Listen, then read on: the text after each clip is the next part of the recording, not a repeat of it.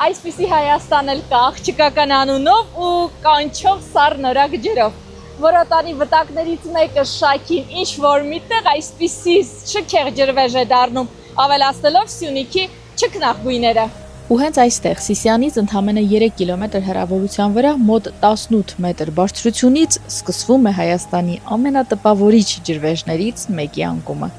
Իսկ ինչու Շաքի։ Ասում են նրա անունը Շաքի անունով մի աղջկանից է, ըստ ավանդության, փախչելով թշնամուց նա մտնում է գետակի մեջ։ Հենց այդ պահին ժայռ է խոյանում, իսկ ջուրը փրփուրների տակ թաքցնելով Շաքեին փրկում է նրան։ Բայց քչերը գիտեն, որ այս կիրճը հազարավոր տարիների պատմություն ունի։ Այստեղի քարայրներում հայտնաբերվել են դեռ պալեոլիթյան մարդու հետքեր։ Այսինքն շատ ավելի վաղ, քան այստեղ լեգենդներ էին ծնվում, այստեղ արդեն ապրում էին մարդիկ։